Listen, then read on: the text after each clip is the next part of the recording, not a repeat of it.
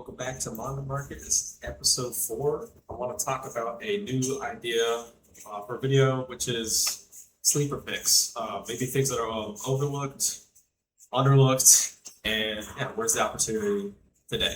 So in 2026, we know that mainstream first appearances and first serializations get all the visibility online. Everybody knows about Logan Paul's $500,000 purchases of One Piece and Dragon Ball, and that's really where the visibility is. Now, the money follows visibility, that's true, but it's also important to consider and speculate on what would be the next thing with visibility, and I think that's going to be more like our example on the right. This is the prototype to One Piece, not the first prototype, but the second prototype, and it's just as important as the first. I mean, it's Romance Dawn, it's the pre-One Piece serialization, and it's a fraction of the price. I think it's still under $2,000 if you can get it from the right sources. So our three aspects of what's a sleeper comic, we're talking about scarcity, potential catalysts, as well as arbitrage. Can you get it for cheaper than its expected value? This is a hot take, but I think the One Piece first print tankobons past Volume 1 are just as important as the first print Volume 1. In other markets like TCG, we've noticed manga prices for manga cards skyrocketing. And I think the exact same thing, and this is my personal opinion, will happen to graded tankobons. I think specifically first printings, I think they have lower print runs than Volume 1, and the first printings on a rarity level basis are more rare for later printings than Volume 1.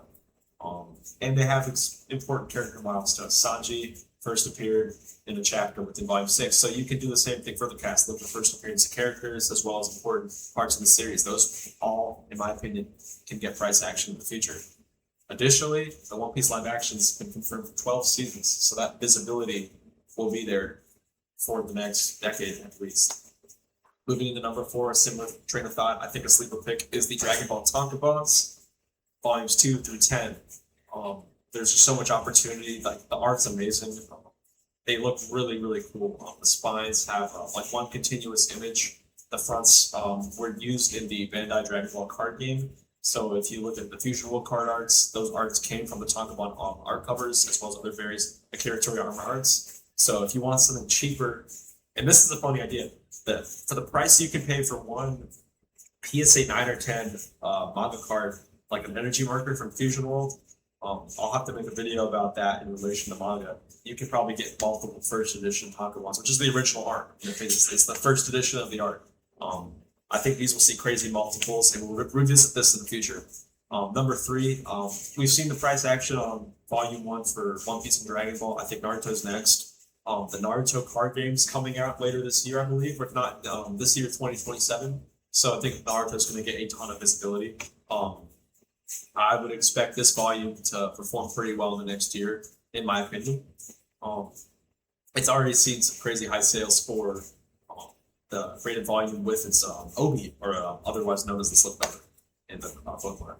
Now, personally, if I had the money and get the opportunity, here's 2 books that I absolutely would want to get my hands on. This is Weekly Shonen Jump 43 from 1999, and is the Chapter 1 serialization of Naruto. I still think this one's due to get some more visibility.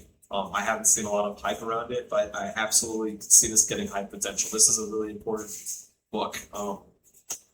And it's not even the prototype too. There was a Naruto prototype, and that's for another video too. But this one's really important. It is one of the big 3, and I think it's got potential to be just as big as One Piece and Dragon Ball's releases. Now, lastly, this is a hot take for a sleeper, but I still think there's not enough visibility on Monthly Kamikami 1988. This is the prototype that started it all. The original Chapter 0 story for Berserk, and it's what led Berserk to get multiple. It got a reprint serialization in Monthly Animal House 1 year later, and it also got serialized for Chapter 1 of a new series. It was more than just a one-shot. This is an Unreal piece.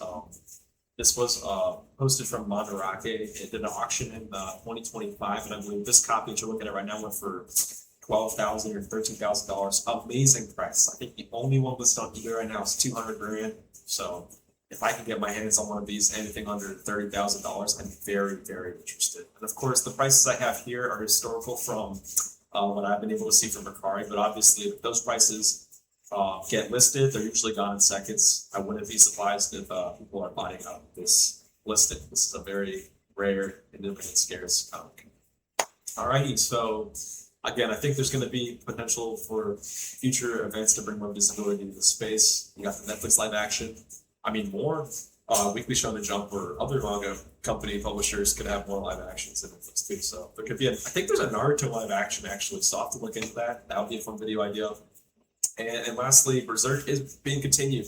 I think in Young Animal, bi-weekly Young Animal, Berserk's latest chapter just dropped June 15th. So that was a week and a half ago, I believe, as well as the pop reports. Beckett's pop reports are slowly but surely getting more verifiable. I'll make a population report video sometime in the future. And yeah, there's things to look out for. So I think 1 year from now, we'll revisit this list.